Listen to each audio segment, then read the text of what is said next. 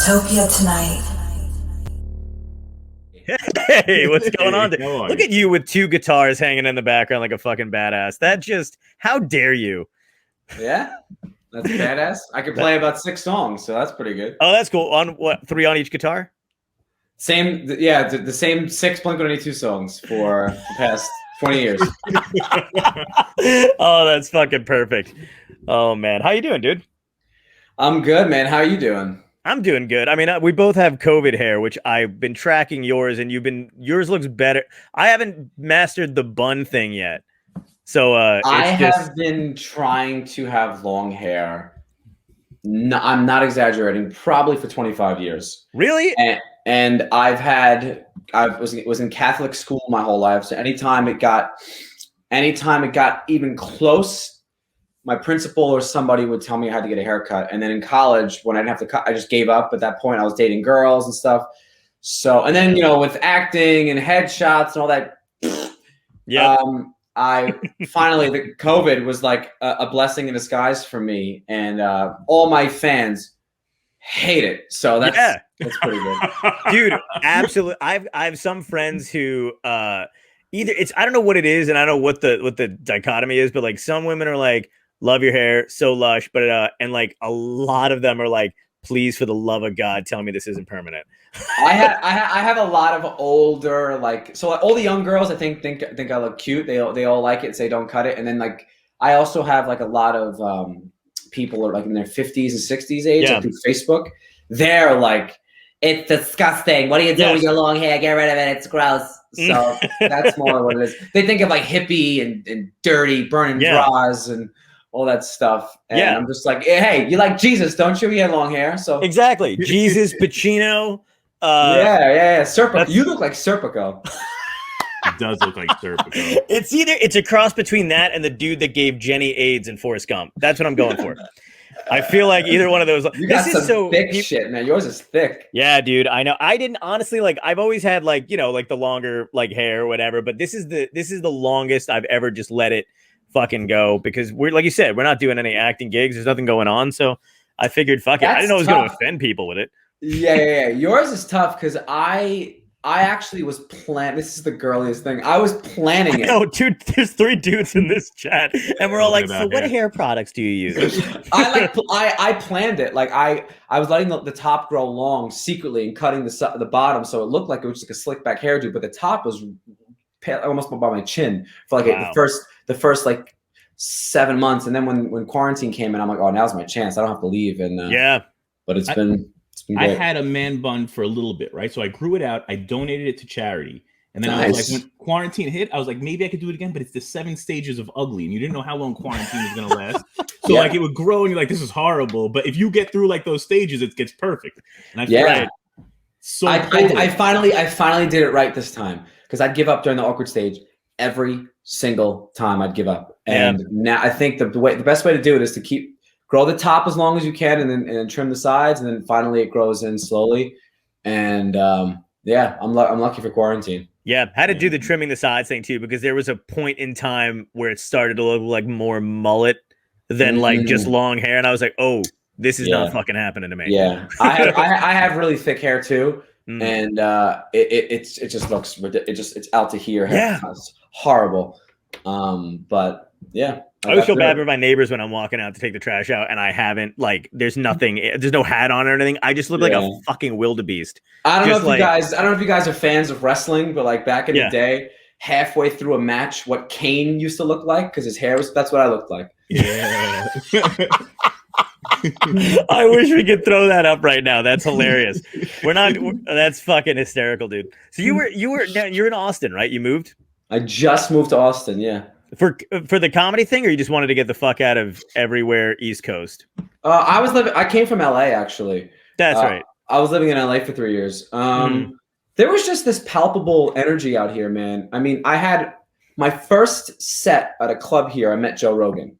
So it was like awesome. It was like immediately, okay, this is the right decision. Yeah.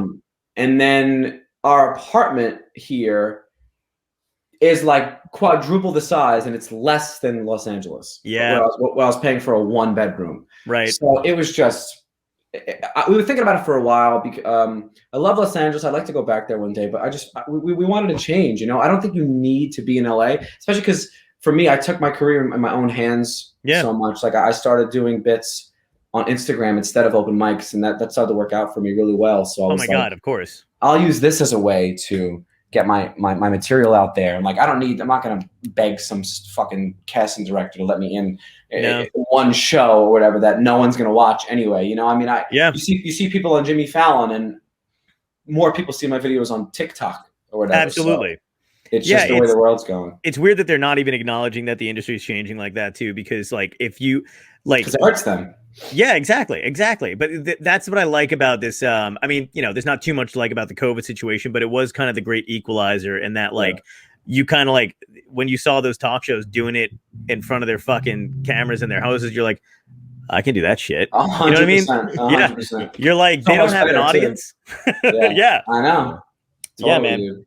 Even this, like, so did you? Because we're like about 5 years apart, I think, in age wise. I'm 36. You're what? You're 31. 31. Okay, cool.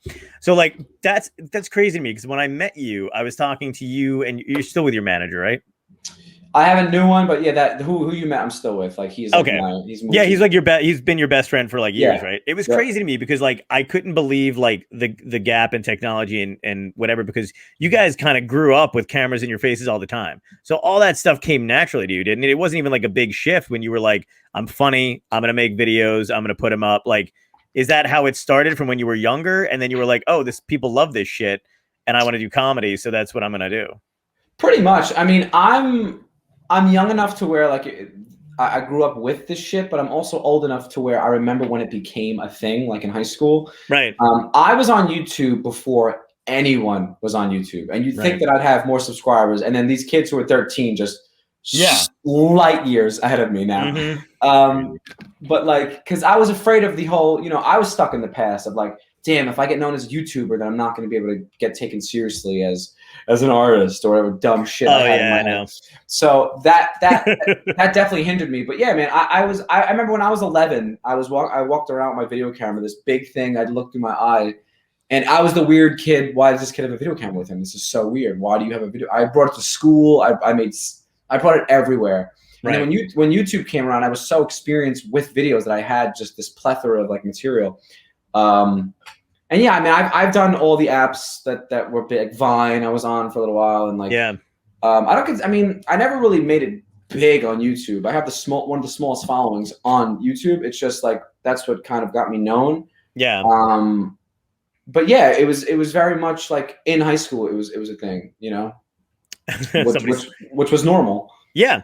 Well, that's the thing. Like, I remember, because I've been doing stand-up for like 15 years, but I remember at some point on one of the new apps that came out, my friend's little sister had more followers on there just because if half your high school is on fucking like 100%. One app, that's how you get. And it's like, holy shit. Like, it makes you feel like shit, but you're like, no, that's just all these guys grew up with it at the same time. And you did. I mean, I said YouTube, but you did blow up from Instagram. Like your Instagram following is fucking huge. Everybody's YouTube channel, I think that's around like our same level is basically a ghost town. I never thought I did it to like submit clips and submit tapes. And I was like, fuck it. I don't need to do anything else on there. And now I'm like slowly regretting never asking people to subscribe.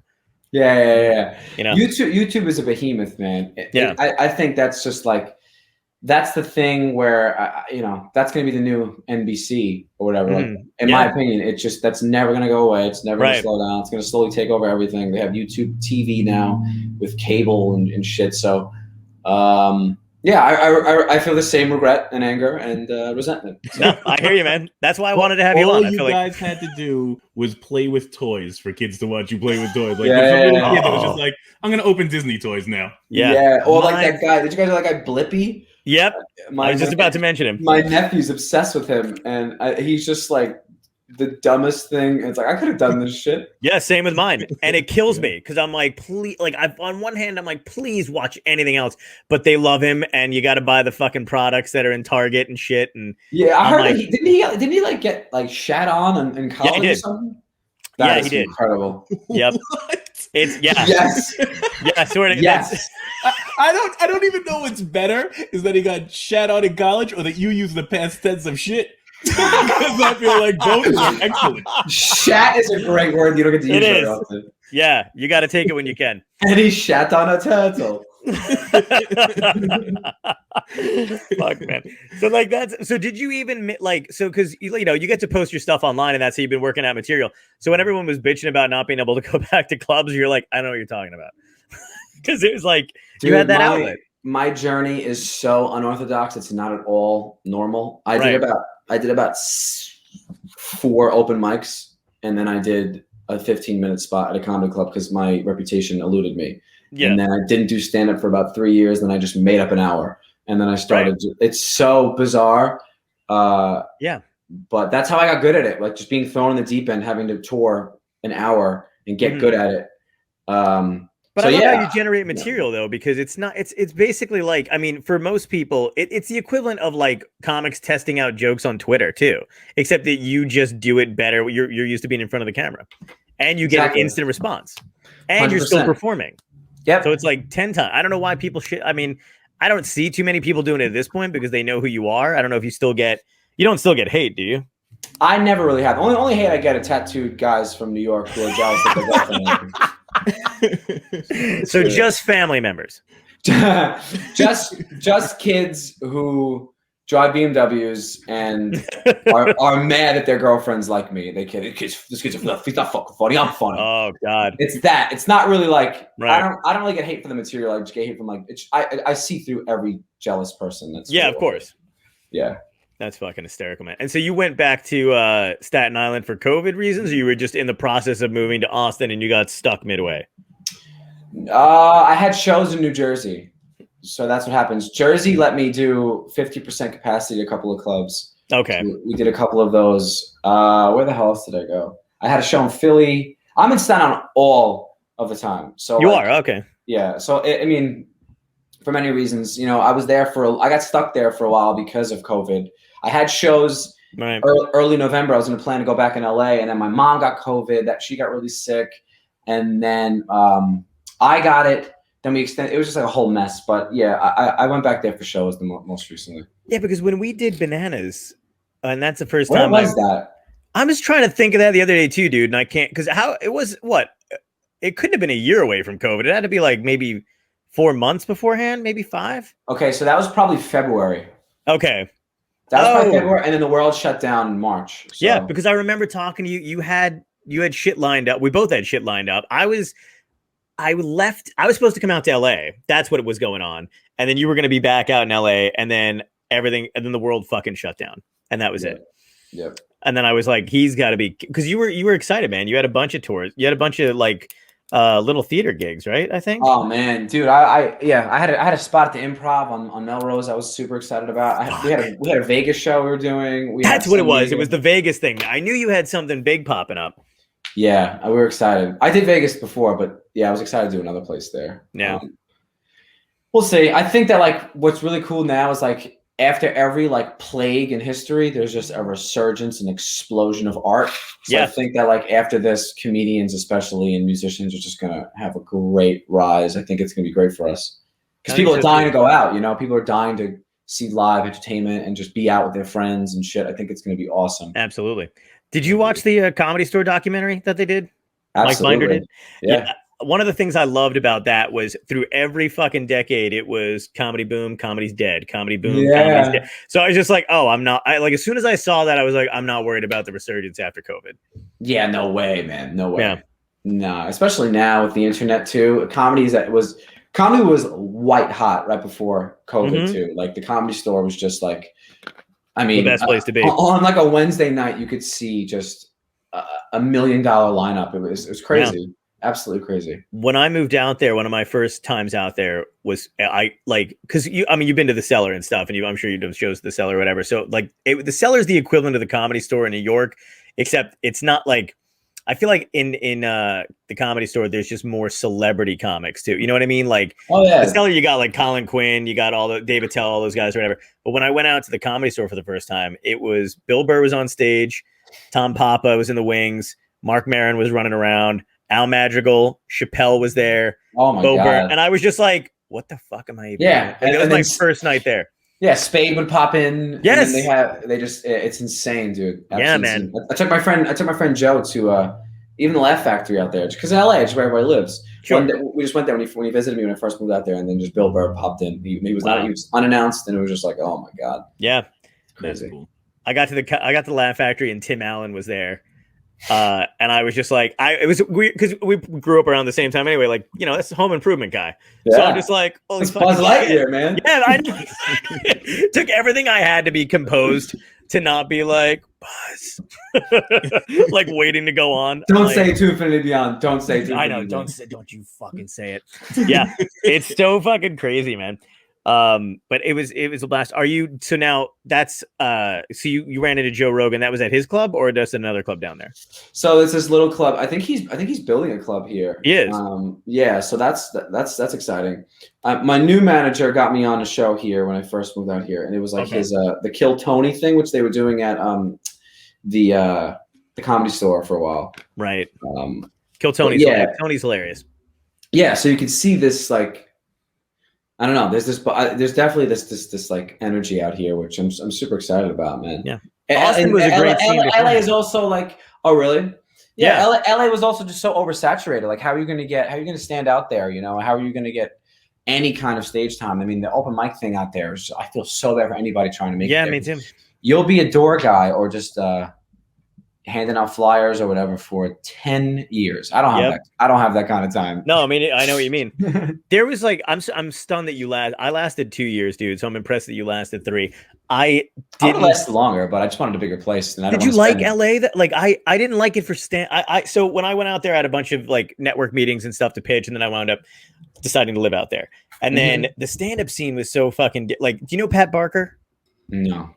Okay. He was a Philly comic, and then he moved out to LA, and I hadn't seen him in years, but he's one of the first guys, you know, like when you move to the West Coast, the first East Coaster you run into that you knew from like back in the day, you're like, oh my God, fucking home, you know, that was him. I got to the Comedy Store, I was hanging out one night, and Pat was there, and I hadn't seen Pat in years. And at this point he had a wife, kids, and he was doing roast battle. He was one of like the original guys who was doing the roast battle stuff. So, and he was writing for some comedy sports show. Right. So it was cool. So I met him out there, and he goes, and I was only like my second week out there, and he was like, let me guess. And he goes, you feel like you've lost like the ability to stand up. And I'm like, you have no fucking idea, dude. I'm bombing. Like, I was literally, because I wasn't doing club gigs when I first got out there. I was doing like what I thought was like the, you know, people's living rooms. You know what I mean? All like a hostel with nobody speaking. And he goes, as soon as you get in, he gave me one of the first gigs I got at the Comedy Store. He put me on one of the shows there. And then from that point on, I got passed or whatever. And then, but it was like, he was like, once you do the clubs, you're going to be fine. Like, just do your shit, get into the clubs. And he was absolutely right. But there was no, like, the weird scene out there was like, it was just like bombing was the norm. Like, it was just, they were fine opening up their diary and reading from it, as opposed to having jokes. And if you had jokes, they fucking hated you. You know what I mean? That's weird. Yeah, no, I mean, I don't have any real, I don't have the same experience as any comedian really ever. So it's kind of hard for me to relate to anybody because my path was so unique to me. But yeah, I did small places there, but then I realized that like people are not taking advantage of their social media enough.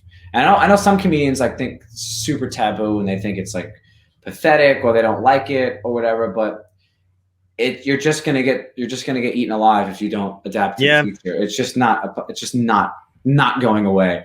You're right. It's just not going away. So like, I just decided that like, you know, I wasn't a regular anywhere in LA. I couldn't get up anywhere. I went up to these small little like open mic things, and I was just like, the scene here is just like super superficial, and who you know, and you know, somebody will show up and do 3 hours, and then you're screwed.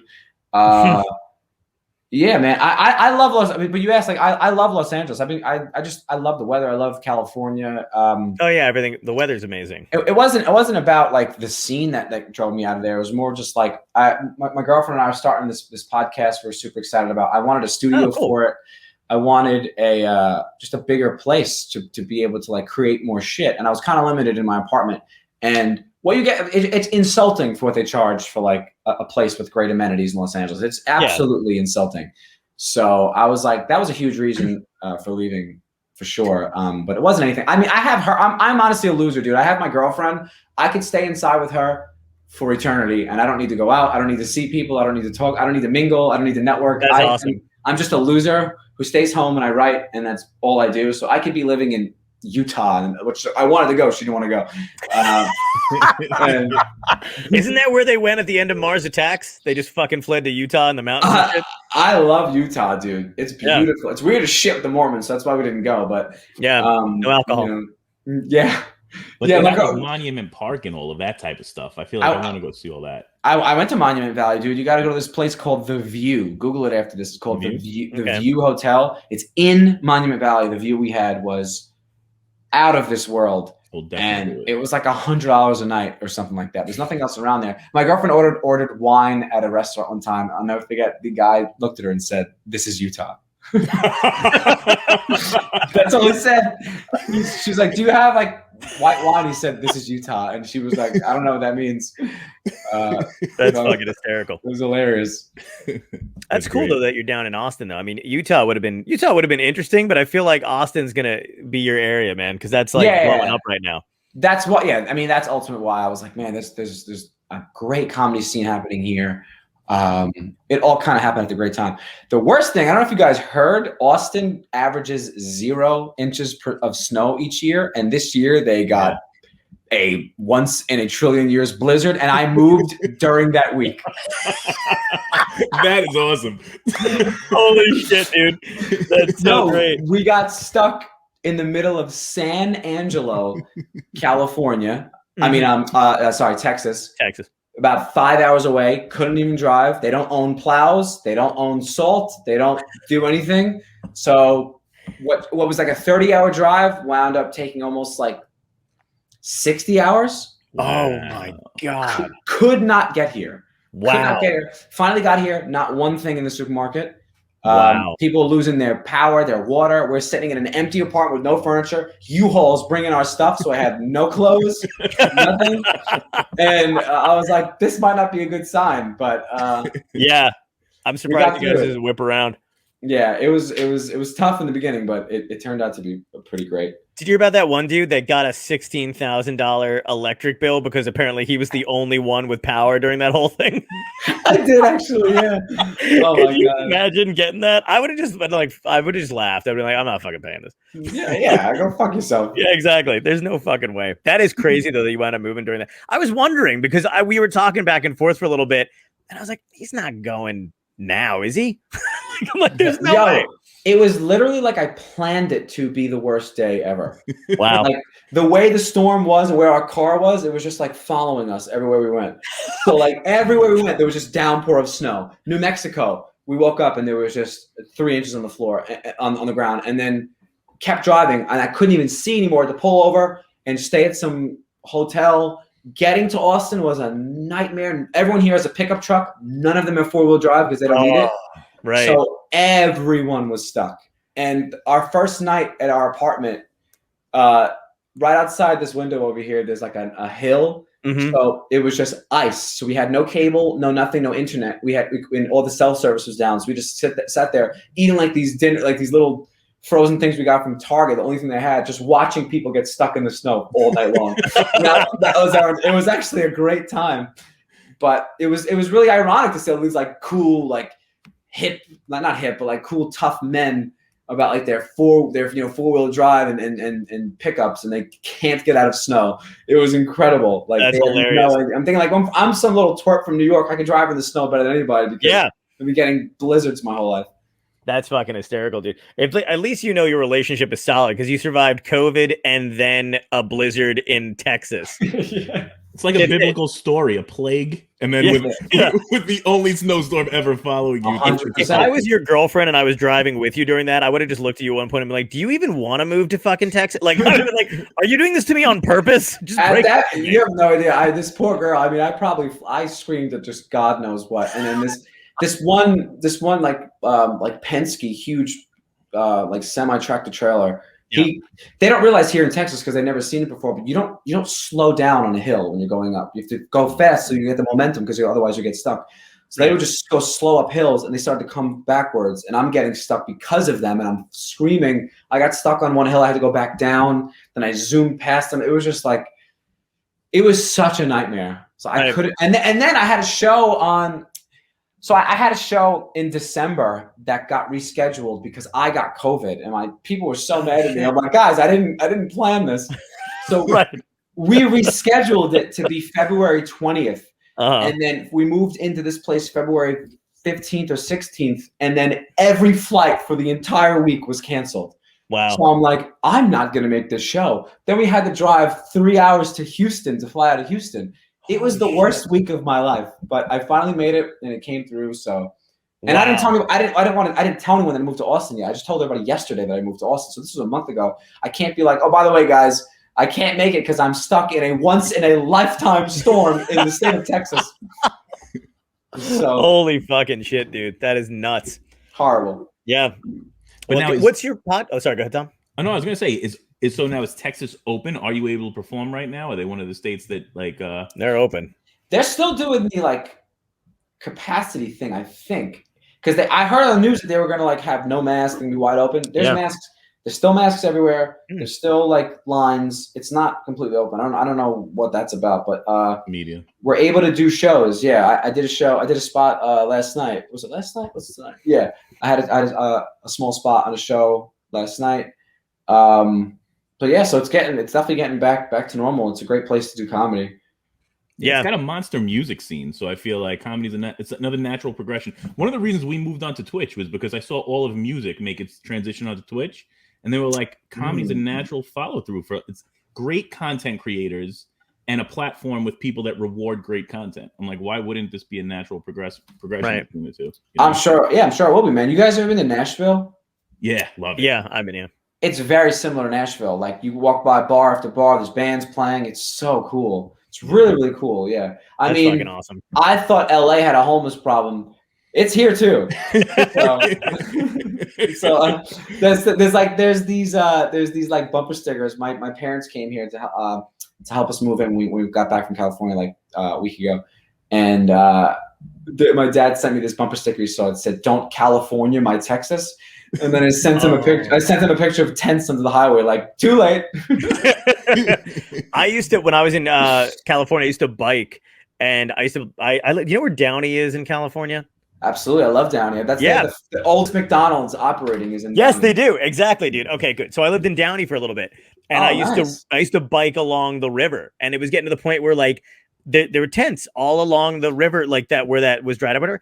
But like I would ride there every day. That I just knew the people who lived in these tents. It was like my name. I would be like, "Hey, what's up?" And they'd be like, "Hey." And sometimes I'd like bring back food. And then one time, I was in because like there's the homeless people you can totally tell are fucking homeless, obviously. And then there's also just Californians that look homeless, which I had to adjust to because I'm in like you right now. Yeah, like me right now. It's so fucking true. If I had a poncho right now, absolutely. So there's a guy. I'm in Santa Monica. I'm eating at the Blue Taco or whatever, and I had like leftover food. And my friend who lives there, who watched me fucking do this, by the way, who knew, which I love her for doing this.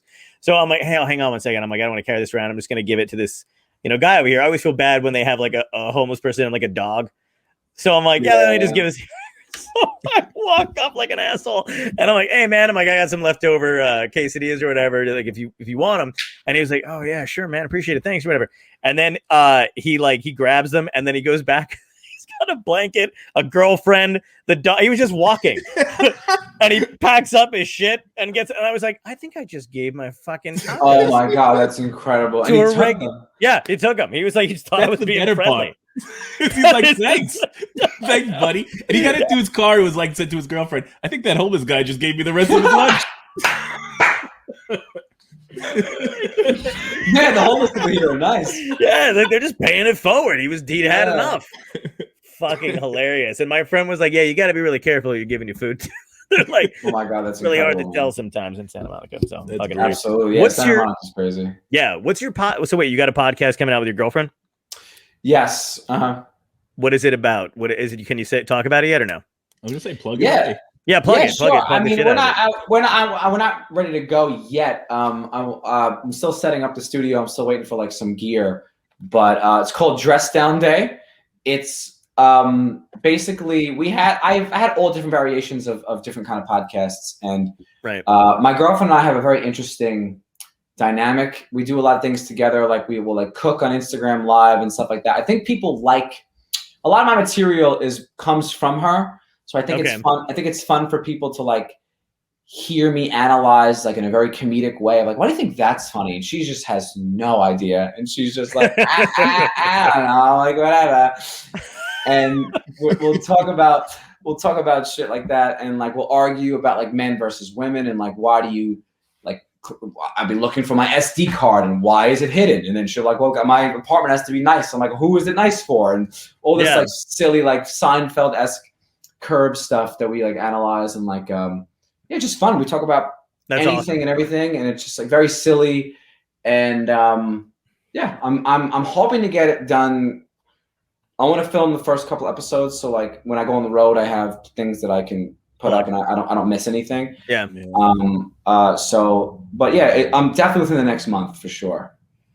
Do you think that being on the road and stuff, is that kind of daunting for you to like, because you're somebody that does post a lot, does it get in the way or are you just fine with it?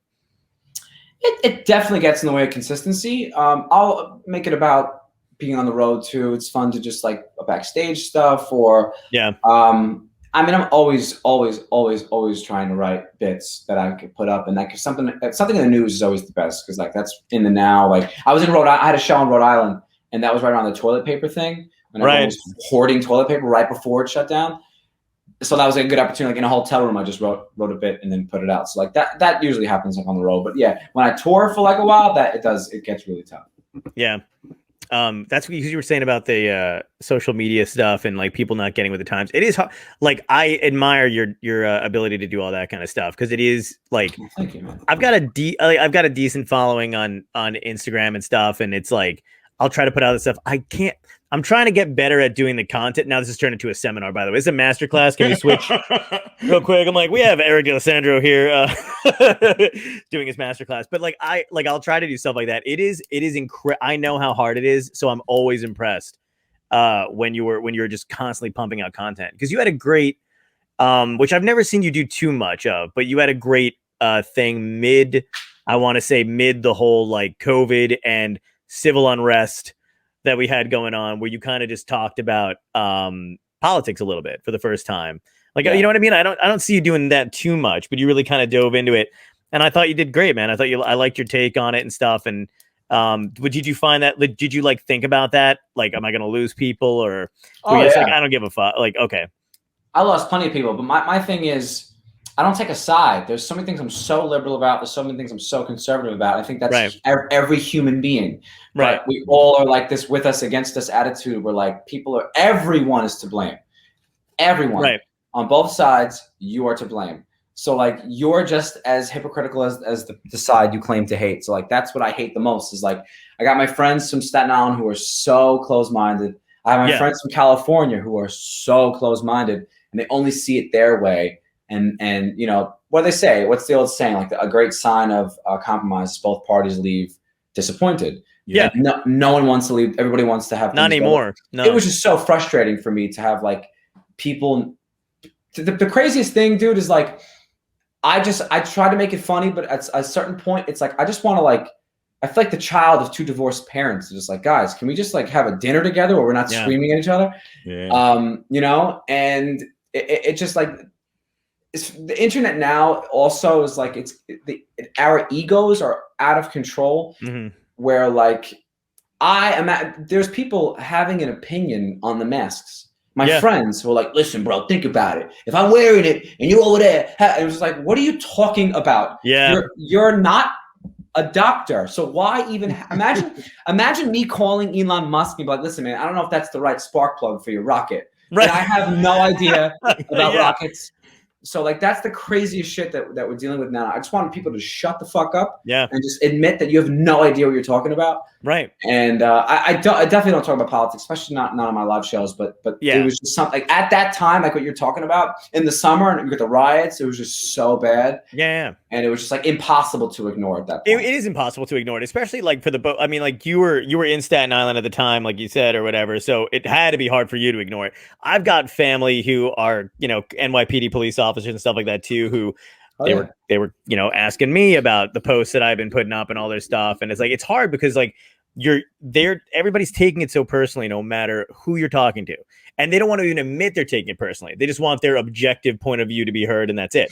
Like if people like if they were like you said, like most people were just afraid of the pandemic or tired of it, which is two perfectly reasonable takes. But when they try to do that thing where they're like adding their own signs to it, and I'm like, you lost me. Like, just tell me you're exhausted because I'm exhausted too, but don't fucking try to, explain why masks aren't good. Yeah, and then you have the other side also, which is just saying like, let's do 3 years inside, who have no end in sight either. And it's like, you are just as dumb and closed-minded and just repeating what Jimmy Kimmel said, and he's repeating what Donald Trump said. Like, you're both the exact mirror image of each other's ignorance. And how come no one can see this? Yeah. How come it's only like, oh, they're the wrong one, when it's always you. Yeah. Always you. That's something I'm grateful. My mom, I never had one of those parents who was like, not my son. My mom was always like, what the hell did you do? Like, you know what I mean? Like I was blamed for everything. And I'm grateful for her now. And I feel like a lot of these people are just like, especially, did you guys watch the Social Dilemma on Netflix? Oh yeah, dude. Absolutely. I was just like, this is the answer. This is the answer. Absolutely. All my questions are being answered here. And it was just like, horrible. Yeah, it's hard. It's hard to have an entire generation see themselves when they can constantly cover themselves with a filter.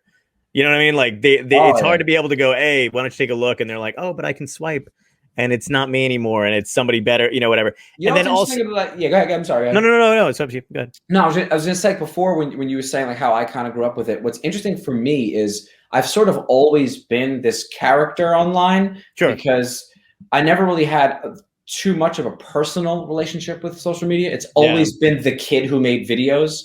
Right. So I don't really do a lot of like, happy birthday to my best friend, him showing the fucking, no one knows what my family looks like. They don't really know what my friends look like. They don't really see my girlfriend that much. It's all a business. It's all a business. It's all a business for me and a performance. And I feel bad for people who don't have that.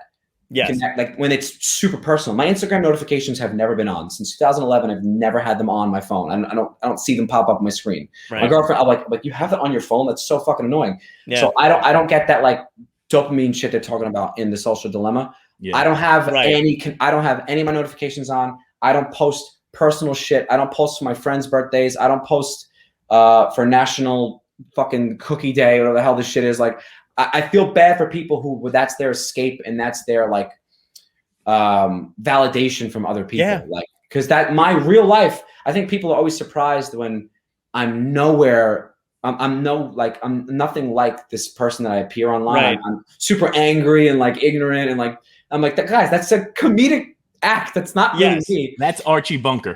Like to an extent, yeah. And it is kind of sad too, because like they have like a kind of like a celebrity persona of like, it's basically like they have their own Us magazine, but that they get to curate and post and do these candid shots and feel like they're a part of a thing. Like I'm the same way. I don't have like I post something and kind of walk away from it, and hopefully 100%. If it hits, it hits. If it doesn't, it doesn't. But it is weird because all these people have grown up with like my friend of mine, a close friend of mine, we both started stand up together, passed away a couple weeks ago from COVID. Completely like got it, hospitalized, passed away. And it is weird how it kind of like you said you've got that disconnect from it. I'm not one of those people either. I don't do the happy birthday shit.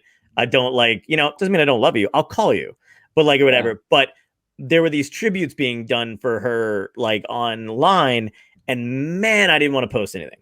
But I also felt like a great piece of shit if I like if I didn't post anything on my like I threw it up in my story, I think, or whatever, and did a thing, and then people were like leaving them on their Instagrams, and I'm like, am I a terrible person because I didn't post a thing, and I was like, no, I had to convince myself that I had a relationship with this person 100%. and a connection. It gets in your head like that, where I'm like, I don't know, am I supposed to do that? I feel like a fucking piece of shit. But I was like, no, you were actually friends with her and her family, it's a weird, it's a fucking weird, dude. It's so true. Like I tell my girlfriend all the time when I started, I think a couple years, I was like, listen, I'm not going to post anything for your birthday because who is this for? Yeah. And I'll notice that people I went to high school with or whatever, Staten Island is my favorite because they are like, whatever the gauge in society is, it's centralized in Staten Island. Right. So like, it'll be like, babe, thank you so much for the vacation of my dreams. and then her husband will comment, no problem, babe, anything for you. And they're sitting next to each other typing it. Yep. Yeah. Why don't you just turn to the right and be like, thanks for the vacation? It's like the WWF when you go like, I want a match tomorrow night. Why don't you just tell them that when you saw him backstage?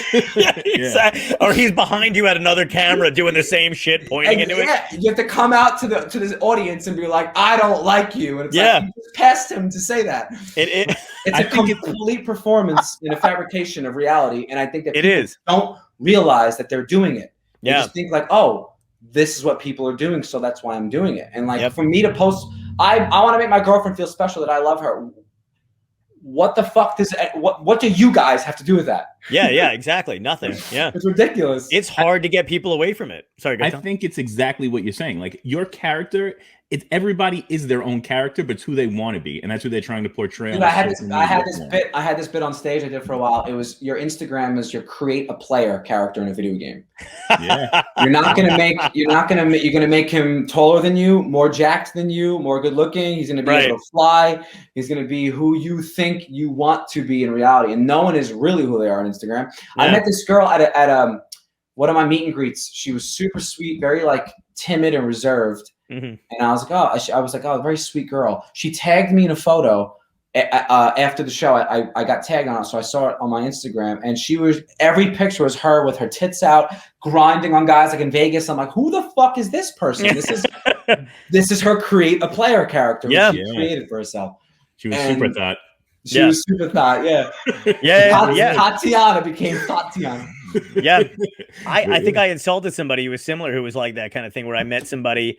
And again, in person, very nice. It was like a friend of a friend, and we all went out to eat, very quiet or whatever, and then talked to them later online or whatever. And they were like, I think her like Instagram or whatever the fuck was like queen bitch, something like real. And I was like, who? Like, what the hell happened here? And she was really rude and like kind of like abrasive and like had this whole online thing. And I was like, is this actually like, which one is you?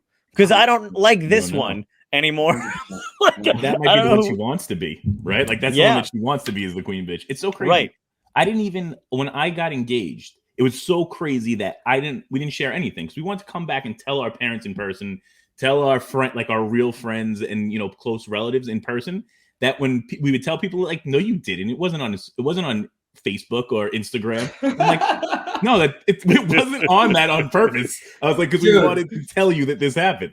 You know what's funny? My sister and I were just talking about this. I'm the worst because I have a problem with literally everything people do with their kids and getting engaged and all this shit because it's just out of control. My friend had a baby. Okay, he texted me the night he had her weight, the time she was born, her name, and a picture. Done. I know what she looks like. 3 weeks later in the mail, I got a magnet for my fridge with the same exact information. I knew this already. Why are you sending me this? Yeah. Who is this for? I don't get. They're just like and no one thinks, why am I doing this? They just think we have to do this. Yeah, I got an angry message from a friend who I wished a happy birthday to on the wrong.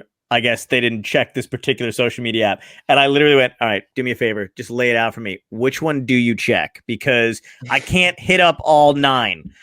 Like, I know you got Vero and fucking Snapchat and Club. I just want to tell you what, dude, if I'm not close enough to text you, I'm not wishing you a happy birthday. Yeah, exactly. Yeah, that's what I was like, did you get what the fuck are you doing? What are you doing? Exactly.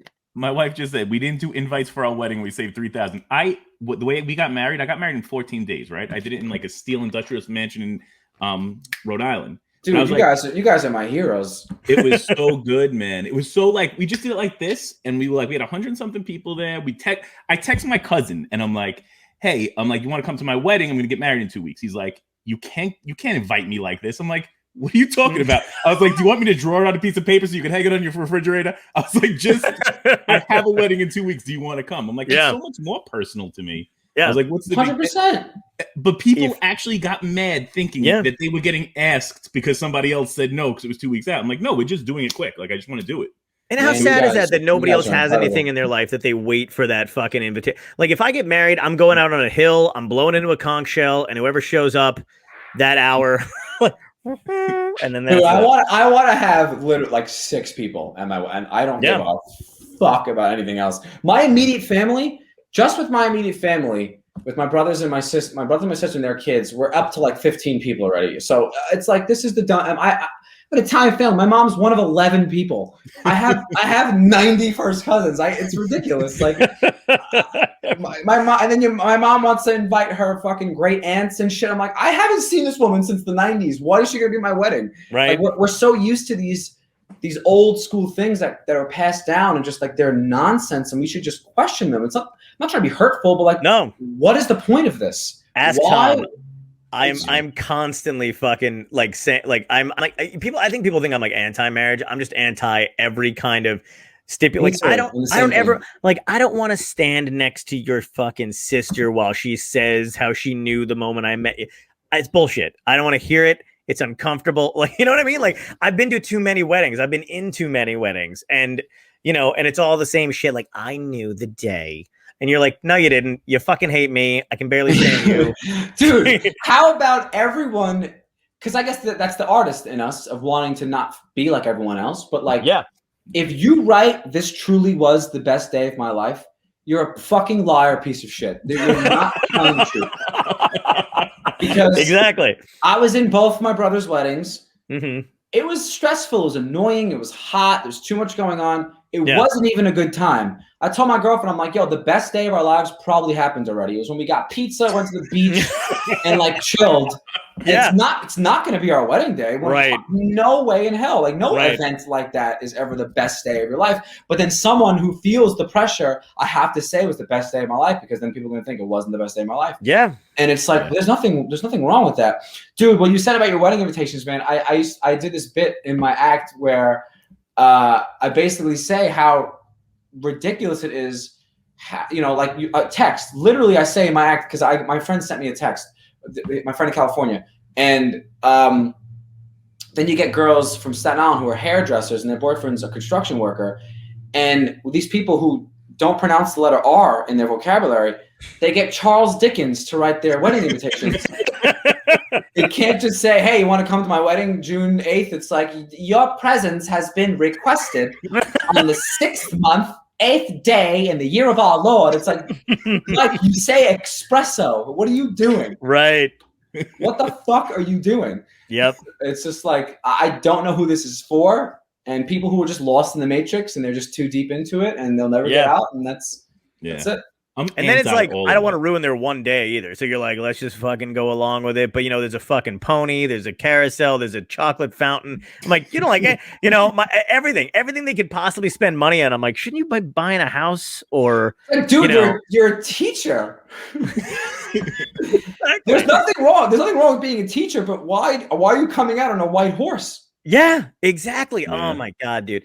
I feel, I'm whatever. And half of them, I don't know if you know, are you entering the stage of your life where your friends are getting divorced? The ones that you spent money on at a wedding, and you're just basically like, am I getting any of that money back? Like any of the stuff I bought, or I honestly, if I get invited to someone's wedding that I don't really fuck with that much, I don't go. Oh, dude, I don't care. I don't give a fuck. I appreciate that. They're probably thinking, they're like, he's doing pretty well. He's all over the internet. He'll probably just send the card. We don't really. Why would I give you? We're not that close. Like, also, the other bad thing, I'm sure. Are you Italian too? Yeah. So in Italians from East Coast, we cover the plate, right? Yeah. So when you go to a place like, okay, my friend Chris, who is an electrician apprentice, doesn't make that much money yet. I know he will eventually, but it's like, why are you getting married at the haunted mansion where it's $600 a plate? Yeah. Now I have to give you $1,200 to pay for your. I'm paying for your wedding. Yeah. Why am I paying for your wedding? Yeah. And I didn't choose this. I didn't choose this venue. Yeah. Like, I'm gonna pay $1,200 a plate. I want what I want. Exactly. My cousin's family took a second mortgage on the house, and I was like, "You don't feel any guilt." like this is, you are not only are you fucking married by law, you better be married by fucking guilt at this point, because if it does not work out, like they put a fucking second mortgage up to pay for the wedding. Someone just said about the bridesmaids. That's my Wait, wife. what was it? Yeah, That's your wife? Yeah, she said I didn't have bridesmaids or get bridesmaid dresses. Yeah. I said, wear what you want that makes you feel beautiful. She is a fucking saint, because she is. All the girls in my life, and my sister especially, they make you buy those dresses. Yeah. That's the dumbest fucking thing. Like, at least we could rent a tux. They make you buy the dress. When the fuck are you going to wear a periwinkle gown ever again? Teaching the third grade. You're not going to go to any red carpet events. Nope. It's the dumbest. Why is no one talking about this? Why is no one doing it? For my wedding, you know how you give it like a present for being in the wedding party? Like, we just did all siblings, right? She was like, I just want family, all of our siblings. I said, cool. My gift is going to be a tuxedo to them. That way, if they want to be black tie, everybody gets a tux. And now you have to wear it for the rest of your life. Very practical too, yeah. Yeah, I was like, now, every time you put it on, you're going to remember us, and you'd be like, oh, that was such a nice day. Yeah, fantastic, man. You know what else is sick? I did it because I called the place. We knew what place we liked. And I was like, what days do you have open left this year? So he gave me it, and one of them was my brother's birthday. That was 2 weeks away, 13 days away. So I called my brother. I'm like, Vin, would you mind if I get married on your birthday? He's like, in 2 weeks? Good luck. And I was like, okay. Bang, hang up the phone and call him back. I'm like, we'll take it. and that's how it went. So when we did our cake, like, they brought us out to cut the cake and stuff. I'm like, no. I'm like, give me the mic. I'm like, all right, guys, I'm going to do something a little different like we did with the rest of the wedding. I'm like, I'd like to invite my brother up, and I put a candle in it. And I was like, let's sing to him. I was like, nice. We need to feed each other. That's crazy, man. You know, another thing about the cakes, dude, that you just reminded me of? Have you guys ever had wedding cake? Yeah. Oh, so fun. It's fucking trash. Yeah. I'd rather have a Betty Crocker yellow cake with chocolate icing. That's my favorite cake of all time. Yeah. Why are we getting this fancy shit that tastes like shit? You're chewing fondant like it's gum, and everybody wants. I don't know why this is not common knowledge. When I start talking about this shit on stage, all the girls who are laughing are just like, man. Guy. Because it's their day to pretend they're a Kardashian, I guess, and they don't want anybody taking it away from them. Absolutely. It's their fucking fantasy, man. You can't ruin that shit. My favorite is when there is a bachelor party in the audience, and every other girl in that thing who's not getting married knows what a fucking a shit show it is, and the one still has her dream, and you just start fucking with it. You're like, it's gonna be brutal. And the other girls are like, I know. You're just like, yeah, no. I'm like, you guys didn't try to talk her out of it, like nothing. They're like, no, we can't. But here's her room number, and I'm like, I'm not fucking with that, but like you can have that mess. But I just want to let you guys know. I feel bad, dude. You got it out, but do you want to? Yeah, it's all good. Let me get out of here. It was really fun talking to you guys. Now, this was a great time. I didn't really realize how fast time went by. I know, man. It went by real quick. Yeah, no problem, dude. Thanks for coming on. You're an absolute blast to hang out with. You know what I was gonna say? You should hit me up. Do you want to do Jenks? Not that I'm putting you on the spot. I can cut this out of the show. No, I'm not even kidding. There's because I didn't get to talk to you beforehand, but I want to know. Do you want to do Jenks in Point Pleasant in the summer together? Yeah, no. You don't have to say yes or no. I can talk to you afterward, but just to keep it in mind. The only reason why I wouldn't is because I have restrictions regional wise. If I'm doing a show within a certain mile range of there, that happens sometimes. So that's the only issue that I would have. Would be that. All right. Well, then let's talk about it. And if you're not in the same mileage, maybe there'll be a flood. You don't know. We can maybe one club will get washed away. We have no idea. Maybe we'll get a blizzard. Who knows? Maybe. Yeah. Who the hell knows, man? But yeah, we should do some stand up together at some point when it ever turns back to normal. All right, cool, dude. Thanks again for coming on, man. I really appreciate it. Of course, man. Blast. Welcome back anytime, man. Such a pleasure. Nice to meet you. Thanks so much, guys. I really appreciate it. Take care, dude. Pleasure. All right, bye-bye. Awesome. That was a fucking that did. I can't believe it. I just looked at the clock and it's exactly an hour. Time moves with us, man. I know. That was good shit.